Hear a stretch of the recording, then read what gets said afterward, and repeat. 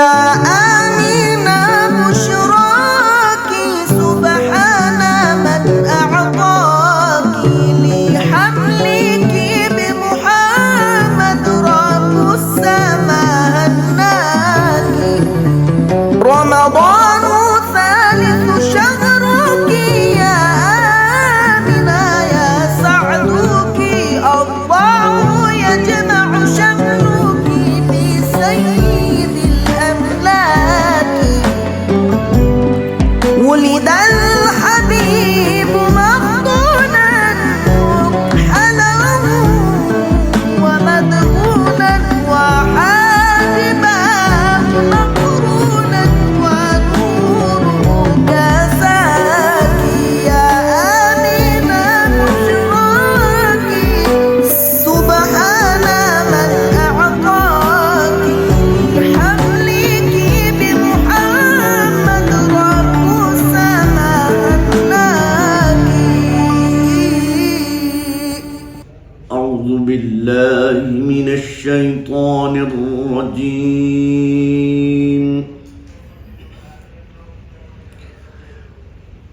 بسم الله الرحمن الرحيم. شهر رمضان الذي أنزل فيه القرآن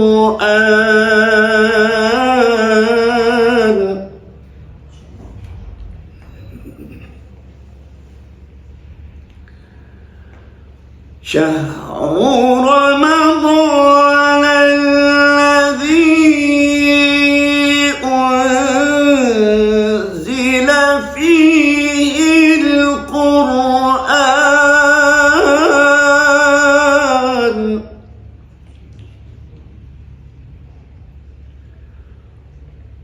هدى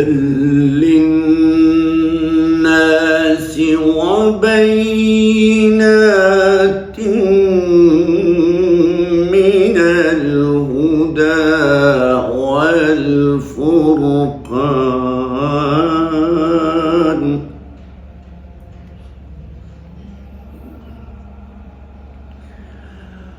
هدى للناس وبينات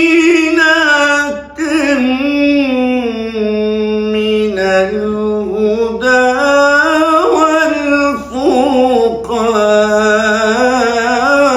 والفرقان.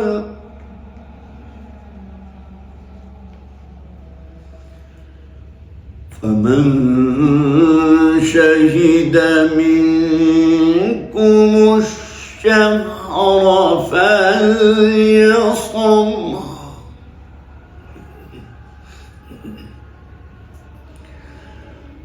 ومن كان مريضا أو على سفر فعدة من أيام أخر.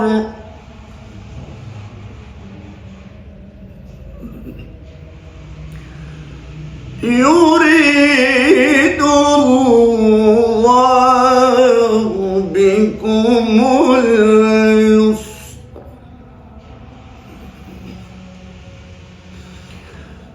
يريد الله بكم اليسر ولا يريد بكم العسر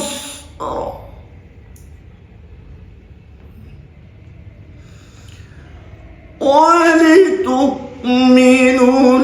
العدة ولتكبروا الله على ما هداكم ولعلكم تشكرون.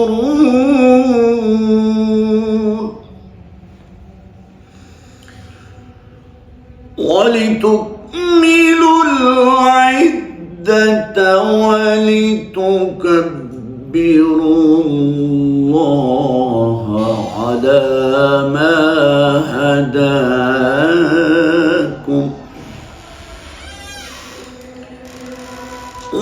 لتكبروا الله على ما هداكم ولعلكم تشكرون.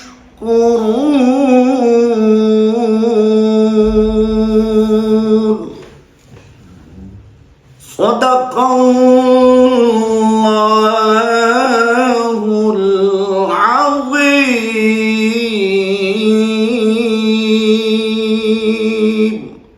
نحمده ونصلي ونسلم على رسول الکریم اما بعد فاعوذ باللہ من الشیطان الرجیم بسم اللہ الرحمن الرحیم وجاہدوا فی اللہ حق جہادہ واجتباکم۔ قرآن حکیم کے اس آیہ کریمہ میں اہل ایمان کو اس امر کی طرف متوجہ کیا جا رہا ہے کہ تمہارا مقام و مرتبہ اللہ تعالیٰ کی بارگاہ اقدس میں کیا ہے۔ جب تمہیں یہ مقام نصیب ہے تو پھر تمہیں اپنی ذمہ داریوں کو باحسن سر انجام دینے کی کوشش کرنی چاہیے۔ اگرچہ یہ اپنے مصداق کے اعتبار سے عام ہے، ہر ایک ایسا فرد جو نعمت ایمان سے مالا مال ہوتا ہے وہ اس ارشاد کا مصداق ہے، لیکن اس وقت میں جس امر کی طرف توجہ دلانا چاہتا ہوں وہ ہماری ملت کے وہ افراد ہیں جن کو ہم اپنی زبان میں نوجوان کہتے ہیں۔ جب ہم اس حقیقت کو جاننے کی کوشش کرتے ہیں کہ ایک نوجوان کسی بھی ملت، کسی بھی قوم میں کس درجہ کے حامل ہوا کرتے ہیں، تو میں ایک مثال کے ذریعے سے آپ کی خدمت میں اس حقیقت کو بیان کرنے کی کوشش کروں گا کہ جس طرح کہ ایک پھول ہوا کرتا ہے، اس میں خوشبو ہوا کرتی ہے، تو ایک خوشبو کا مقام و مرتبہ جو اس پھول کے ہاں ہے، اسی طرح نوجوانوں کی حیثیت کسی بھی قوم کے اندر خوشبو کا درجہ رکھتی ہے۔ لیکن ہمیں کچھ حقائق کو اپنے ذہنوں میں رکھنا چاہیے اور بٹھانا چاہیے۔ وہ یہ ہے کہ یہ زندگی یہ پھولوں کی سیج نہیں ہے، یہ محض خوابوں کی زندگی نہیں ہوتی، بلکہ یہ حقیقت میں ایسی راہ گزر ہے جس کے اوپر ہر سو کانٹے بکھرے ہوئے۔ اگر ایک انسان اس کیفیت میں ہو جب کہ اللہ تعالیٰ نے اسے نوجوانی کی حالت عطا کی ہو اور بخشی ہو، تو اس کے اوپر چند امور کو اپنے ذہن میں رکھنا چاہیے۔ نوجوان حقیقت میں جس طرح کے ماضی، حال اور مستقبل ہوا کرتا ہے، تو جو کیفیت، جو حیثیت حال کو حاصل ہے، اسی طرح نوجوان کو حیثیت حاصل ہے۔ جب تک ایک نوجوان ماضی کے احوال کا ادراک کرنے اور اس کا تجزیہ کرنے کی صلاحیت سے مالا مال نہ ہو، اس وقت تک وہ مستقبل کے لیے کسی لائے عمل کو تجویز نہیں کر سکتا۔ اگر وہ زمانے ماضی کے احوال سے واقف ہو اور پوری طرح آگاہ ہو اور پھر تجزیہ کرنے کی صلاحیت بھی رکھتا ہو، پھر وہ اپنی قوم کے بارے میں حساس بھی ہو، تو پھر وہ مستقبل کے لیے ایسے لائے عمل کے بارے میں سوچے گا جو اگر پہلے خوشحال زندگی ہے،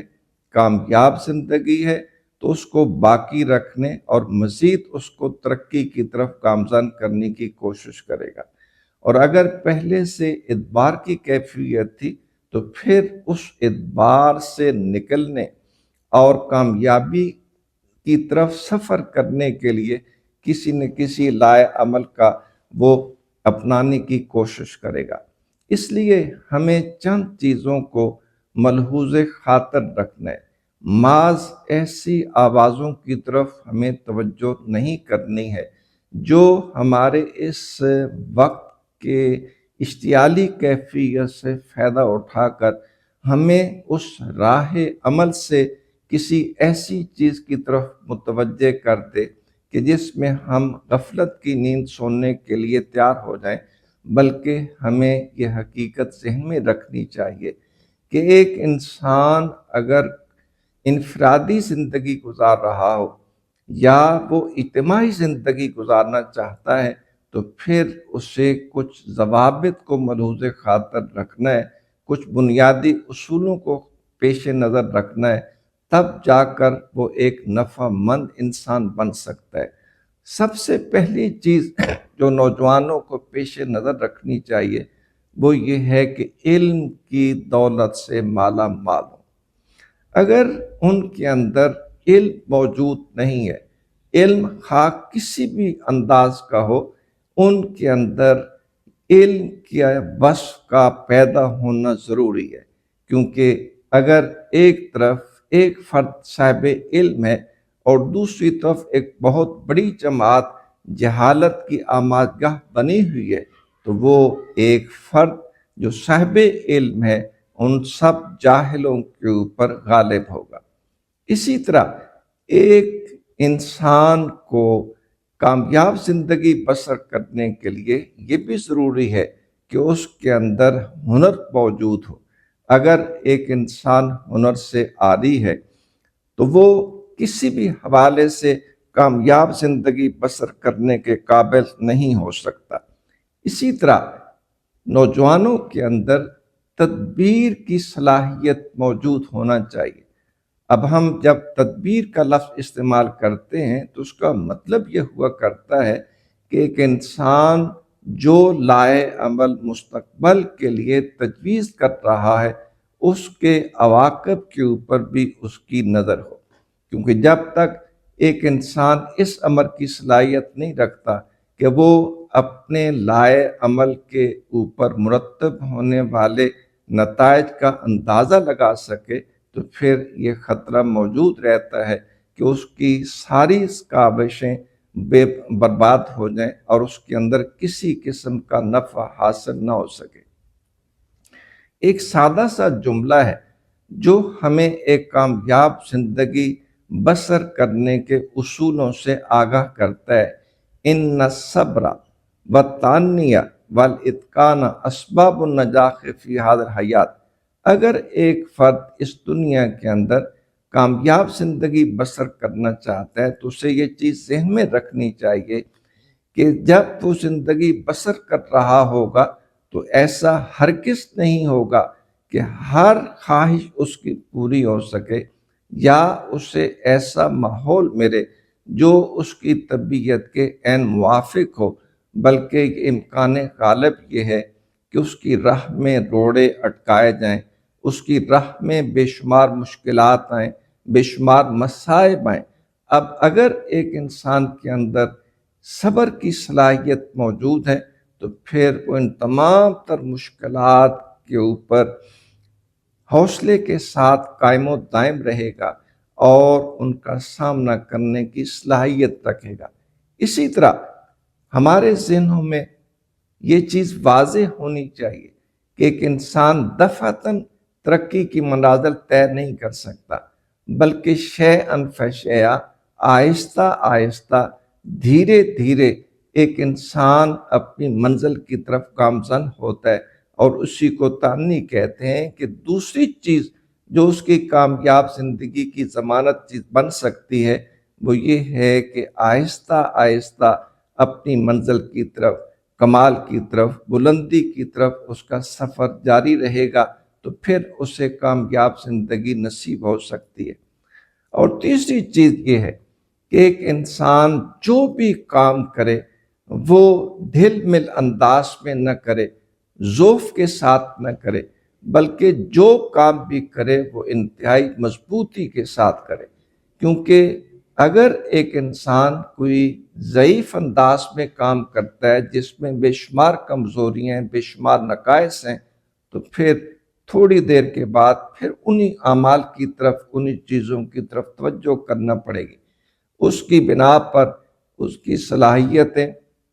اور اس کا وقت ضائع ہوگا۔ لیکن جو کام بھی کیا ہو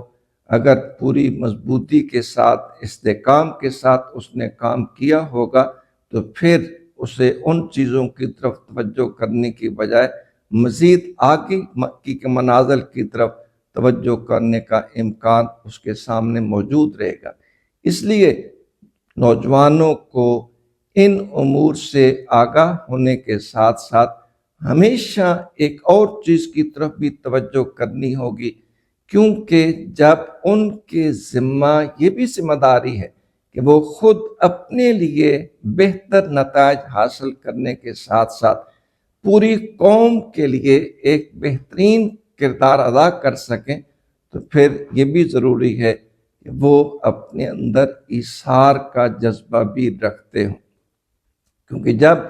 ایک انسان بذات خود حرص کا لالچ کا شکار ہو جاتا ہے اور کسی دوسرے فرد کے لیے ایثار کرنے کے اوپر آمادہ نہیں ہوتا تو یہ چیزیں ایسی صورت اختیار کر لیتی ہیں جو نتائج کو کسی بھی حوالے سے اس کے حق میں مرتب نہیں کر سکتی۔ اس لیے ہمیں اپنی انفرادی زندگی کے ساتھ ساتھ اجتماعی زندگی کو بھی اہمیت دینی چاہیے۔ حضور شاہ الامت رحمۃ اللہ تعالی علیہ ہمیشہ اسی امر کی طرف ہمیں توجہ دلایا کرتے تھے کہ اگر ایک قوم، ایک ملت اجتماعی طور پر ترقی کر رہی ہوگی تو آپ کی بقا کی ضمانت بھی موجود ہوگی، اور اگر آپ انفرادی طور پر ترقی تو کر رہے ہیں لیکن اجتماعی اور قوم ترقی نہیں کر رہی تو پھر اس کے نتائج دیر پار نہیں رہتے، بلکہ ایسی انفرادی ترقی مزید انسان کے لیے زیادہ دیر تک مسرتوں کا سبب نہیں بن سکتی۔ اس لیے نوجوان جو ملت کا ایک حقیقت میں خزینہ ہے، انہیں ان تمام تر امور کو اپنے اندر سمونا چاہیے جو ان کی انفرادی ترقی کے ساتھ ساتھ اجتماعی ترقی کا سبب بن سکیں، اور کسی صورت میں بھی تغافل یا جھوٹے خوابوں کا شکار ہونے کی بجائے ان ضوابط اور اصولوں کو ملحوظ خاطر رکھنا چاہیے جس کے اوپر دیر پا ترقی کا انحصار ہے۔ ہم امید کرتے ہیں کہ ہمارے نوجوان جو ہماری ملت کا مقدر کہلا سکتے ہیں، لیکن حقیقت میں وہی ہماری ملت کا مقدر ہیں جو اپنے اندر علم بھی رکھتے ہوں، ہنر بھی رکھتے ہوں، فن بھی رکھتے ہوں، تدبیر بھی رکھتے ہوں، ایثار بھی رکھتے ہوں، صبر بھی ان کے اندر موجود ہو، اور جو کام بھی وہ کریں وہ انتہائی مضبوطی کے ساتھ کریں، تبھی ان کے حق میں بھی کامیابی ہوگی اور ملت کو بھی کسی نہ کسی حوالے سے نفع حاصل ہو سکے گا۔ حضرت اقبال نے اسی چیز کو ہمارے سامنے رکھا، ہیج قومیں زیر چرخ لاجورد، بے جنون ذو فنون کار نکرد، کہ اس آسمان کے نیچے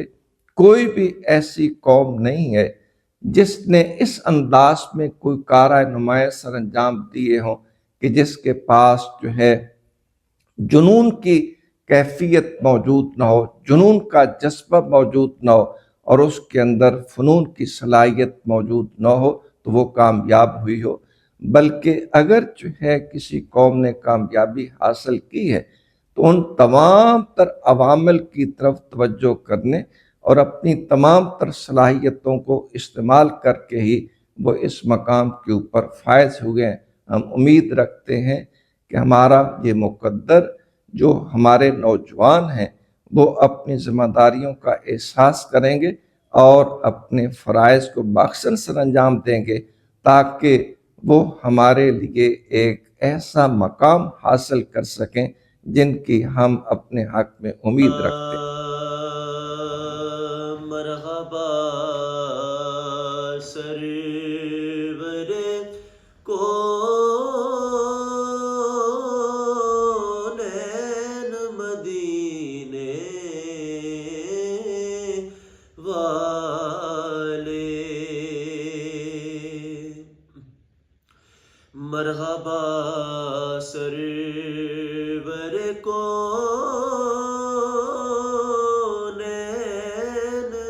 مدینے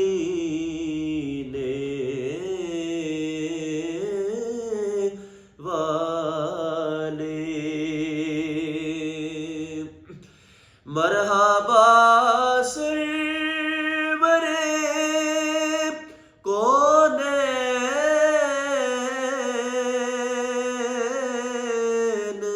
مدینے والے، ہم گناہگاروں کے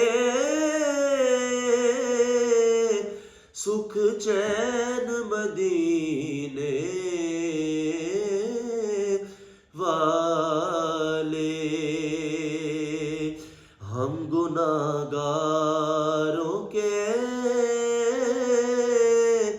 سکھ چین مدینے والے، نام ہونٹوں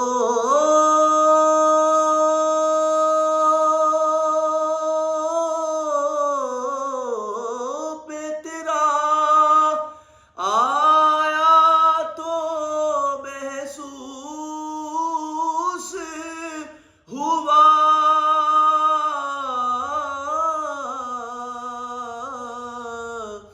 نام ہونٹوں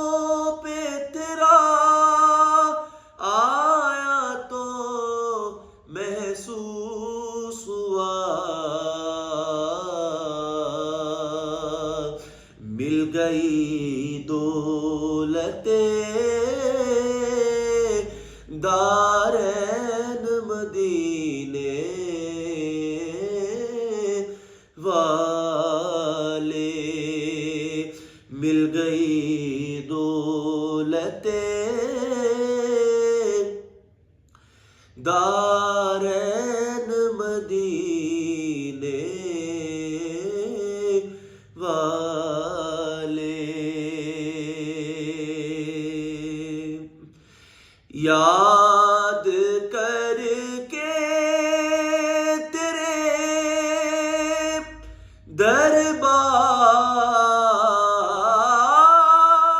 کے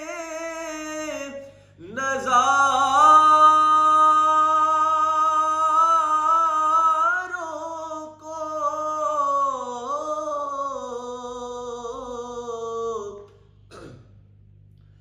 یاد کر کے تیرے دربار کے نظاروں کو یاد کر کے تیرے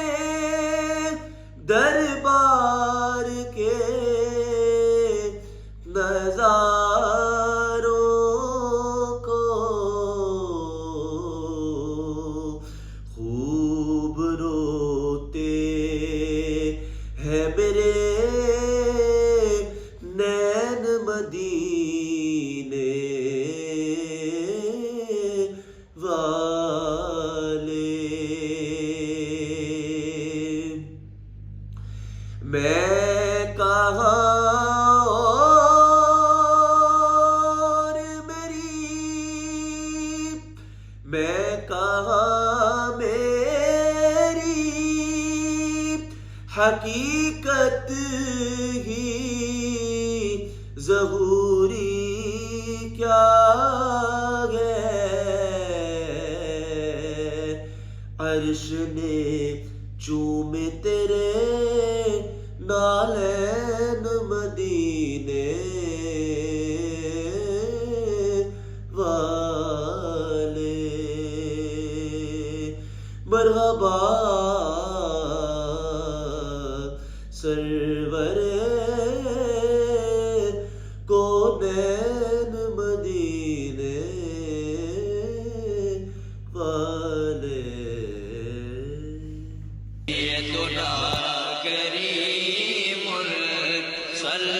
دارالعلوم محمدیہ غوثیہ بحیرہ شریف دینی اور عصری تعلیم کا بے مثال ادارہ ہے، جہاں عصر حاضر کے تقاضوں کے مطابق قرآن و سنت کی تعلیم دی جاتی ہے، اور ہر سال ہزاروں طلباء و طالبات زیور تعلیم سے آراستہ ہو رہے ہیں۔ رمضان المبارک کے بابرکت لمحات میں زکوٰۃ و صدقات اور مالی تعاون اس عظیم ادارے تک پہنچا کر اس مشن میں اپنا حصہ ڈالیں۔ درجہ ذیل اکاؤنٹس پر اپنا تعاون ارسال فرمائیں۔